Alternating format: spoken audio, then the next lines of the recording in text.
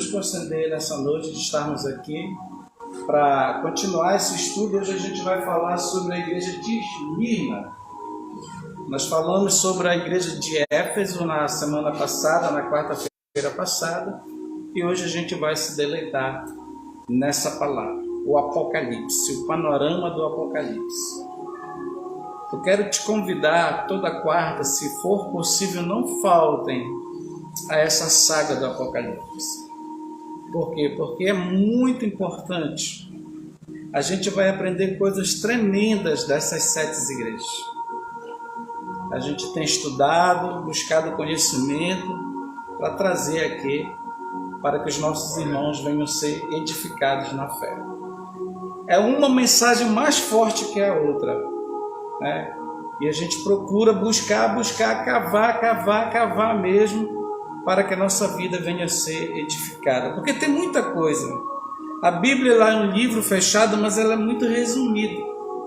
Aí coisas que a gente não entende, a gente tem que pesquisar, procurar o que é que significado, por que aconteceu aquilo, o que é que João queria dizer, por que Deus enviou essas cartas às 7 igrejas da Ásia Menor. Então tem muita coisa boa para a gente aprender. E foi num momento difícil que essas cartas foram escritas. Então vamos começar nessa noite. Amém? A estrutura da carta a gente já sabe. Toda vez que a gente for estudar as 7 igrejas, nosso Senhor Jesus Cristo, ele sempre começa com o quê? Com um elogio. É interessante isso aqui. Que o nosso Deus, ele sabe o que cada um de nós faz por sua igreja, por sua obra. Então tem muita coisa boa que a gente faz. E a gente é elogiado por isso. A demonstração aqui nessa palavra nos remete a perceber que tudo que você faz, Deus ali está vendo. Tudo que você faz, Deus ele está vendo. Você não está sozinho. A gente que pensa que a gente está sozinho, mas a gente não está sozinho. O nosso Deus, ele controla a história, ele controla tudo e nos guarda e nos protege de todo mal. A gente vê como é que está o mundo, aquilo que o presbítero falou, a gente vê os noticiários. Agora estava acabando de assistir jornal, estava falando sobre a perseguição ao juiz, hoje senador Sérgio Moro, né? As facções tramaram um plano para, quem sabe, matar o senador, o juiz, hoje é um senador da República, por tudo que ele fez lá atrás. Porque Deus levantou esse homem para realmente colocar a justiça na sua linha, na sua direção. Que a gente sabe que não só no nosso país, mas a justiça no mundo, a justiça do homem é uma justiça muito falha. Então, quando o Senhor levanta uma pessoa que ela é justa, ela é honesta, que ela quer fazer as coisas certas, essas pessoas são muito criticadas. Os inimigos se levantam para querer abater. Sempre acontecia isso na história. No Império Romano era a mesma coisa. Quando a igreja se levantava, quando o cristianismo começava a invadir as casas da pessoa, o povo se converter, o que era que Roma fazia? Mandava parar, mandava matar, mandava calar. É a mesma coisa que acontece hoje. O cristianismo, ele sempre foi perseguido e nunca vai deixar de ser perseguido.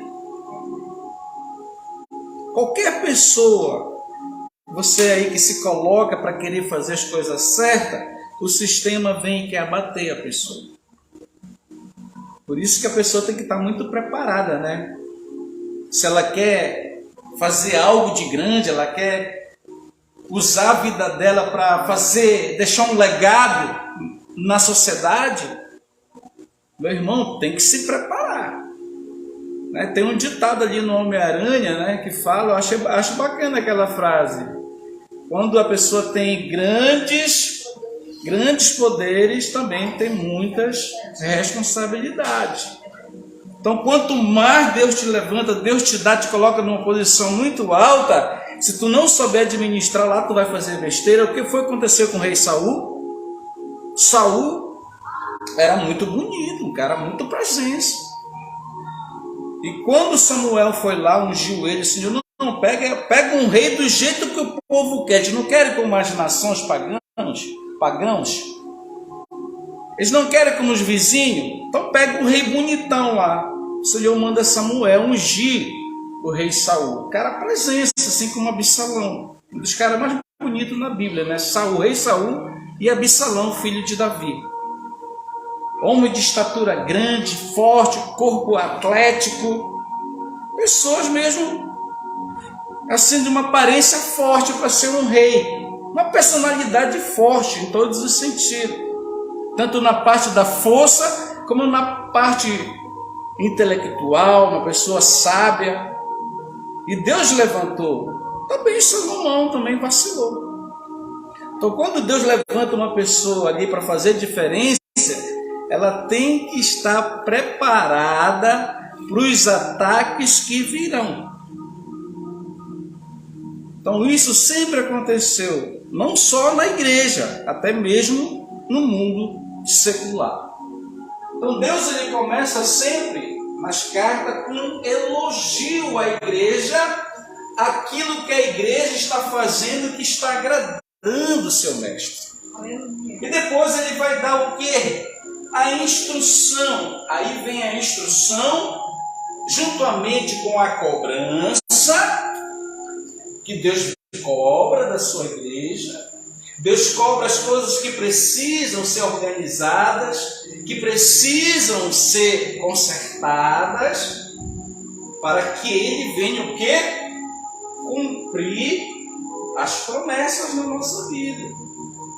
Então Deus, Ele trabalha assim, Ele nos elogia, Ele sabe tudo que a gente faz, Ele vai dar instrução para a gente obedecer e consertar aquilo que precisa ser consertado para que as promessas venham sobre a nossa vida. É isso que acontece nessas cartas, nas sete igrejas do Apocalipse. Aqui nós vamos para um mapa, porque é sempre bom lembrar que na aula passada nós fizemos a igreja de Éfeso e a setinha hoje aqui está na Esmirna. Amém? Esmirna aqui, número 2. A igreja perseguida. Éfeso é a igreja do primeiro amor, ou a igreja apostólica. A igreja de Esmirna é considerada uma igreja perseguida pelo sistema. Aqui mais um mapa da onde o profeta recebeu a revelação. Aqui é a Grécia, Corinto, onde Paulo pregou. E aqui, essas ilhas, aqui são todas, fazem parte da costa da Grécia. Por isso que a ilha de Patmos, até hoje, ela faz parte de todas essas ilhas. Aqui os turistas viajam por todas essas ilhas gregas. Elas são lindas. Aquelas casas brancas, né? Igual mármore, né? As pessoas vão para aí. As pessoas que, principalmente quando casam, que tem grana, eles vão para esse paraíso. É paraíso. Né? Mas aqui, hoje onde João teve a revelação, na época do Império Romano, era uma ilha só para prisioneiro. Hoje não. Aqui é uma ilha muito visitada.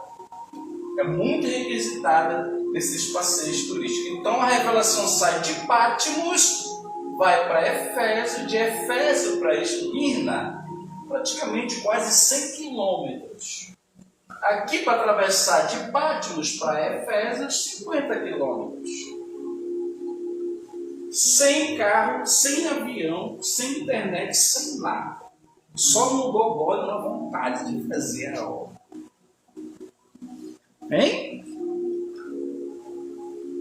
Só por isso a gente já percebe a dificuldade que é. Então essa cidade é uma cidade muito forte. Forte em quê, pastor?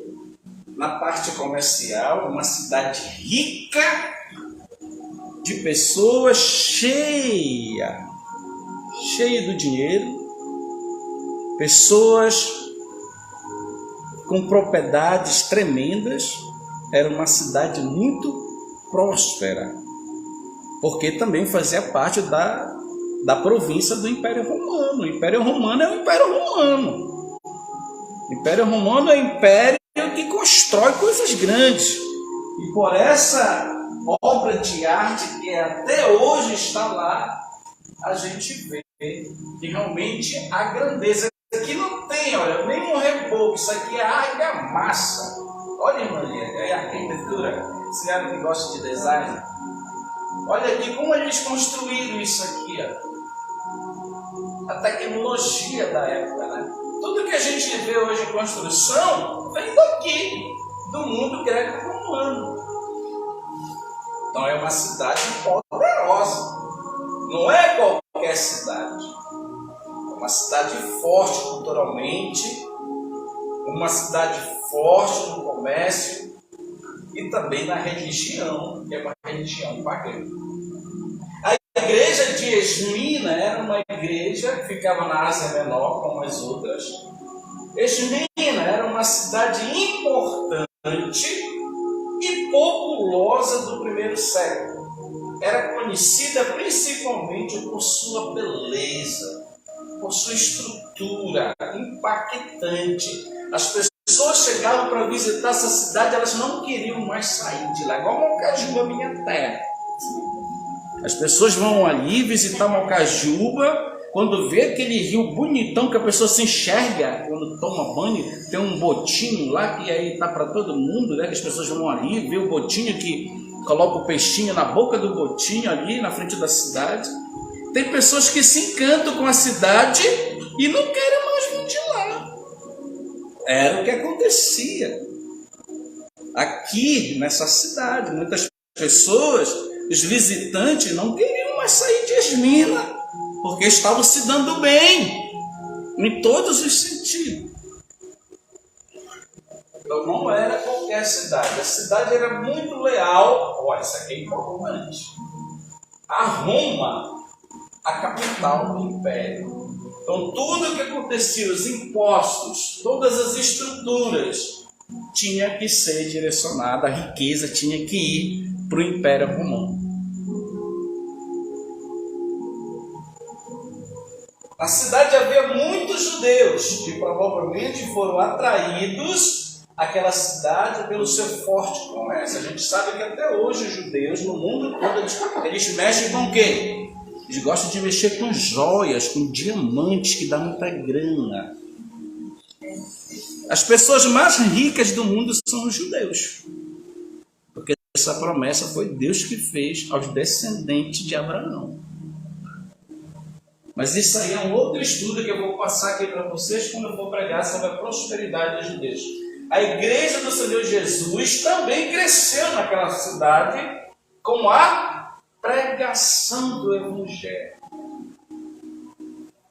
Em meio a toda essa riqueza, em meio a toda a perseguição do Império Romano, o que era que a igreja estava fazendo? Pregando a palavra. E hoje a gente está aqui. Está acontecendo a mesma coisa, está se repetindo. E a gente está também aqui pregando a palavra do Senhor. Vocês estão entendendo? Dá uma glória para Jesus. Está bacana? Está bacana? Amém. Olha a estrutura dessa cidade. Hoje está tudo em ruína, né? Interessante isso aqui. Uma mega cidade, uma potência, hoje está tudo em ruína. Mas o Evangelho não está em ruína. Ainda tem um ponto político. Tem, que as pessoas vão para aí dar muito dinheiro ao país da Turquia. A Turquia vive de turismo forte por causa dessas 7 igrejas. Cristãos vão para lá e pessoas que fazem a cultura vão tudo para aí estudar a cultura dessa cidade. A fundação da igreja de Esmina, na Bíblia não fala de forma específica sobre o início da igreja, mas é bem provável que essa igreja fosse fundada pelo apóstolo Paulo durante a sua terceira viagem missionária. Muitas pessoas acreditam, porque Paulo viajou por todas essas regiões pregando a palavra. Deus levanta Paulo para pregar para os gentios, para esse povo que não conhecia Deus. E Paulo não estava nem aí, ele queria pregar e fazer a sua missão, o seu chamado. Ele sabia da perseguição, ele sabia das provações, mas o encontro que ele teve com Deus foi muito forte. Foi uma entrega muito forte e alguns eruditos entendem que pode ser Paulo também um dos fundadores dessa igreja. O livro de Atos dos Apóstolos, por exemplo, diz que a palavra do Senhor foi pregada aos habitantes de toda a Ásia Menor, tanto judeus como gregos. Então Paulo visitou praticamente toda essa região. Se de fato foi nesse período que a igreja de Esmirna foi fundada, então isso aconteceu entre o ano 53 e 56 depois de Cristo. A tradição cristã sugere que Policarpo, esse aqui é discípulo de Jesus. A mensagem vai começar a ficar linda agora. Esse homem conheceu o apóstolo João, irmã Johanna. Ele era discípulo de Jesus, de João, apóstolo João, e foi um homem que entregou a vida dele para Deus de uma maneira muito forte. A entrega foi muito forte dos nossos irmãos do primeiro século. É uma coisa assim, fora de sério a entrega desse homem. Ele era bispo dessa igreja.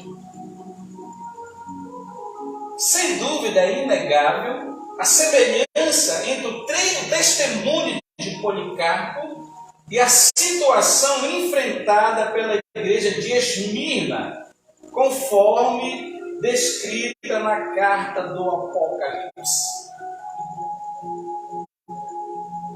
Policarpo foi um cristão fiel em meio à perseguição do Império Romano, temente ao Senhor e líder exemplar. Por causa da sua fidelidade a Cristo, ele acabou sendo queimado na fogueira em 155 depois de Cristo. Policarpo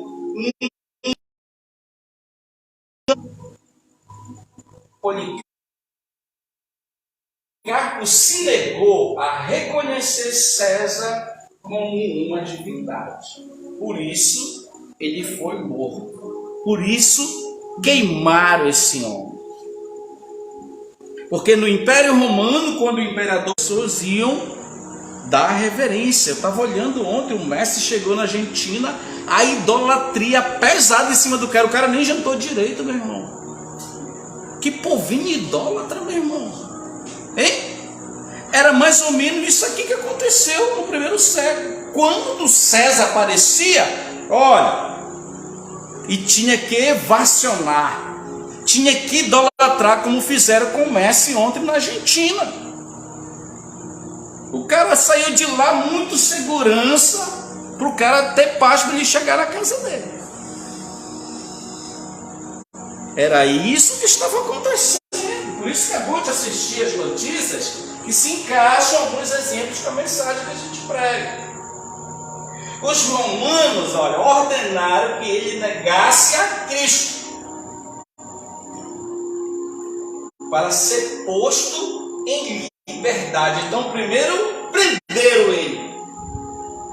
Prenderam ele para quê? Para calar a voz dele. Ele é discípulo de João, o apóstolo João, Policarpo. Mas Policarpo assegurou que jamais poderia blasfemar contra o Rei Salvador, a quem ele tinha servido por toda a sua vida. Glória a Deus. Isso aqui nos dá uma lição muito forte. Esse homem, esse testemunho nos dá uma lição para a nossa vida muito forte de que é entregar a nossa vida a Cristo. Queridos, eu não vou te enganar, você tem que entregar a sua vida a Jesus. E essa entrega, ela não pode ser jamais artificial. Ela tem que ser sincera, ela tem que ser honesta, ela tem que ser pura diante do Deus poderoso de Israel.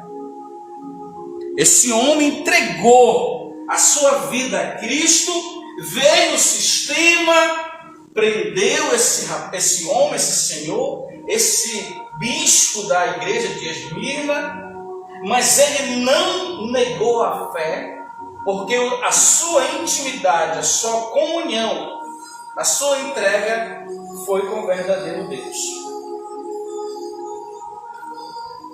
Ele morreu queimado, glorificando o nome do Senhor. Isso causou um impacto muito grande. Isso serviu de um testemunho muito grande, que saiu de Esmirna, andou por todas as províncias, o que tinha acontecido com a vida de Policarpo. As pessoas se convertiam por causa desse testemunho. Mas que Deus é esse? O cara negar César é morte, meu irmão. Você negar a reverência a César é morte na certa.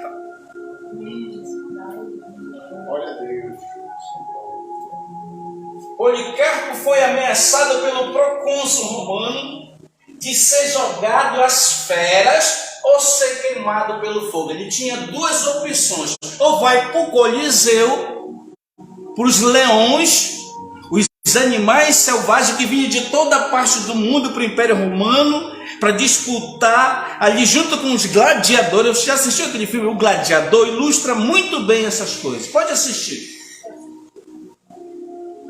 As feras vinham e destroçavam a pessoa todinha. Era o que ia acontecer com Daniel, mas aconteceu com os inimigos de Daniel, quando jogaram ele na cova dos leões. Antes de chegar lá, era tão grande esses leões, esses animais, que devoravam a pessoa. O negócio aqui era estreito, irmão. O negócio aqui era estreito.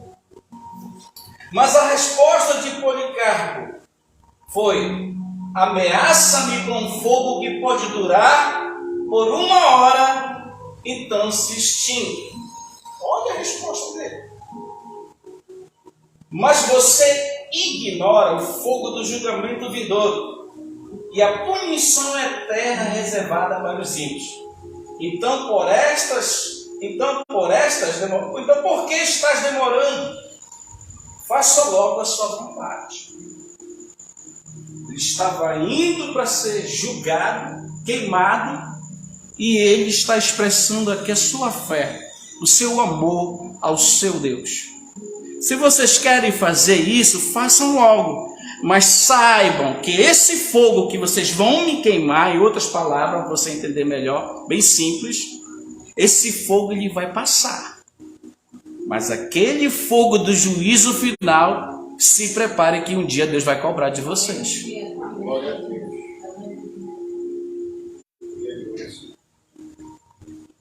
Aí entra na mensagem, Apocalipse 2, do 8 ao 9.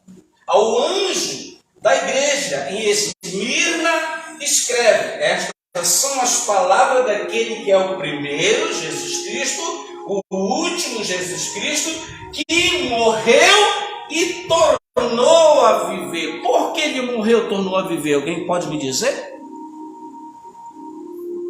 Por que Cristo morreu e tornou a viver? Porque Ele é Deus. Eu e você não tem esse poder. Ele está aqui dizendo no texto que Ele é o primeiro, Ele é o último, Ele morreu e tornou a viver. Porque só Deus pode morrer e ressuscitar. Por isso que Ele é o primogênito dos mortos. Lázaro morreu, ressuscitou, morreu de novo, está no pó da terra. Yeshua não. Morreu, está lá no trono dele de glória. Amém? Olha aí como Deus conhece tudo que a gente faz. Conheça as suas aflições e a sua pobreza. Mas você é rico. Conheço a blasfêmia dos que se dizem judeus, mas não são, sendo antes sinagoga de Satanás. Aqui eram pessoas, falsos profetas, falsos mestres, que estavam induzindo a igreja com as suas heresias, que se diziam judeus, mas não eram impostores da fé, profissionais da fé, querendo deturpar a palavra de Deus. Mas Jesus Cristo, a gente sabe que ele não deixa passar nada. Glória a Deus. Ele está no controle de tudo. Muitos crentes de Esmirna eram extremamente pobres, mesmo com a cidade sendo rica e poderosa. Aquelas pessoas que não tinham condições que a elite tinha, mas viviam lá. Isso porque Esmirna era muito fiel a Roma e ao imperador. Isso aqui me dá uma luz que muitas pessoas que serviam Jesus serviam secretamente. Tinham medo, porque se Roma descobrisse, mandava prender ou mandava matar.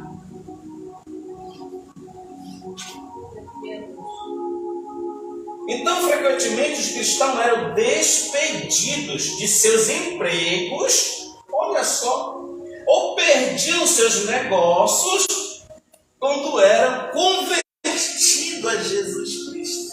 Isso acontece até hoje. Aquele autor que fez o papel de Jesus. O Mel Gibson avisou ele: olha, tu vai fazer esse filme comigo, nós vamos fazer esse filme, mas tu pode ter certeza que a partir de hoje a tua carreira acabou em Hollywood. Os caras fecharam a porta para ele, porque ele fez o personagem de Jesus. Era isso que estava acontecendo aqui. Hollywood esqueceu o autor, não deu mais mídia para ele, fechou a porta para ele, até mesmo o Mel Gibson. Só que o Mel Gibson tem muita bala na agulha, tem muito dinheiro, ele é milionário.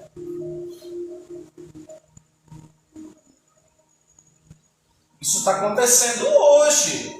Se o governo chinês descobrir que tu tem uma igreja na China, que tu é um cristão, eles vão lá, tomam tudo de ti, mas não te prendem. Pesquisa na internet. Eles deixaram de proclamar César é o Senhor para proclamar Cristo é o Senhor. Esses são os remanescentes, são os fiéis. Isso, evidentemente, lhe custava muito caro social e economicamente.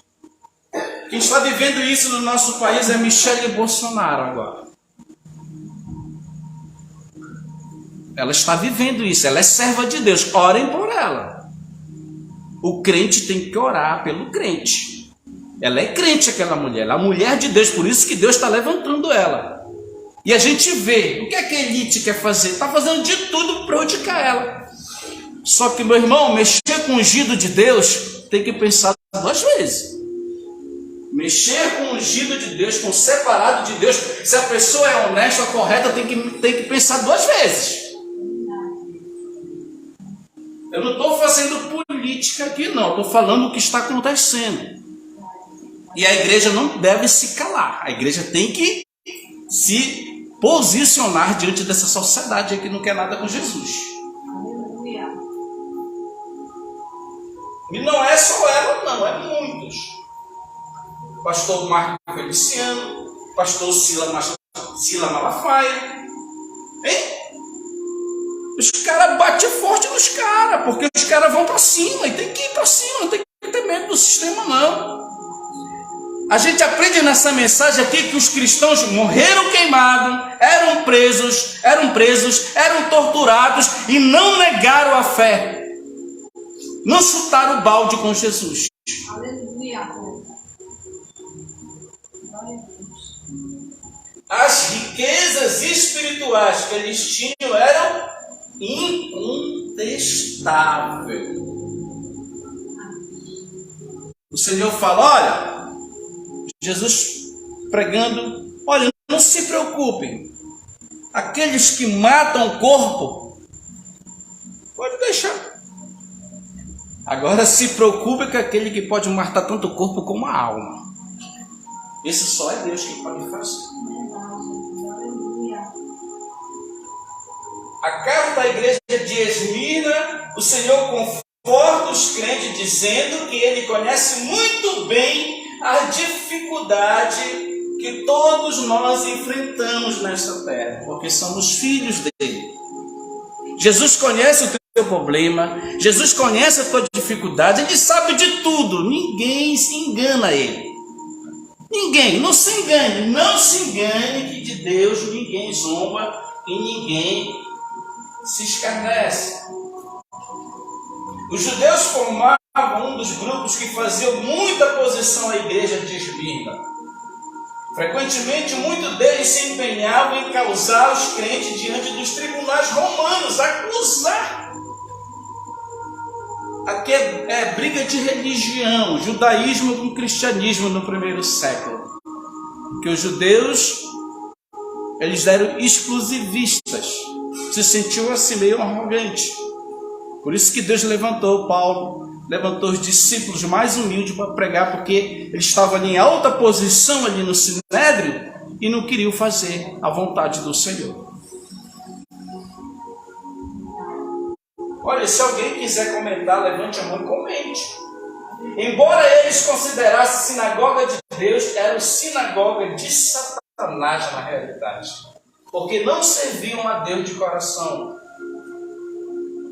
Ao acusar os cristãos, eles se levantaram contra o próprio Cristo. Isso é verdade. Jesus falou isso para Paulo, lá na estrada de Damasco, Atos 9. Ei, Paulo, está perseguindo a mim. Quem persegue a igreja de Cristo, está perseguindo o próprio Cristo. Não se engane. Se você está na posição com Deus, deixa te perseguir. Deus vai abater. Deus abate, não tem. Deus guarda a sua igreja e o seu povo. Aleluia. Versículo 10 e 11 agora do capítulo 2. Não tenha medo do que você está prestes a sofrer. O quê? Perseguição do Império Romano. Saibam que o diabo lançará algum de vocês na prisão para prová-los. Era isso que o Império fazia. Era isso que os judeus tramavam para jogar os cristãos nas celas de Roma. Isso acontecia, irmãos. Isso acontecia. Olha o que o Senhor fala para eles. E vocês sofrerão perseguição durante 10 dias. Seja fiel até a morte e eu lhe darei a coroa da vida. Seja fiel até a morte. Quer matar? Pode matar. Um dia Deus vai cobrar. Um dia Deus cobra. E é caro. Olha o que ele diz a promessa. Aquele que tem ouvidos, ouça o que o Espírito diz às igrejas. O vencedor, de modo algum, sofrerá a segunda morte. Que morte é essa, a segunda morte? Alguém pode me dizer? Morte eterna, morte espiritual. Vamos entender isso aqui. Então a morte é o Hades. Então a morte, o Hades é o inferno na tradução. Essa palavra inferno não tem no original. A palavra no grego é Hades. O que significa Hades? Mundo dos mortos. É o mundo dos mortos. Tá? Aprenda nessa noite. Então a morte e o Hades foram lançados num lago de fogo. O lago de fogo é a segunda morte. Já está explicado o que é. É morte espiritual.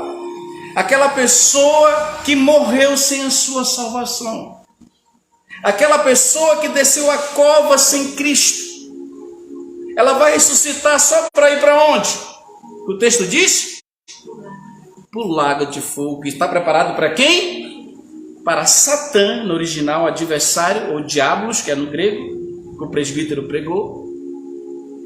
Está preparado para o diabos, os seus anjos e todos os ímpios que não crerem em Jesus. Dá para entender? Amém. E se o nome de alguém não foi encontrado no livro da vida, este foi lançado.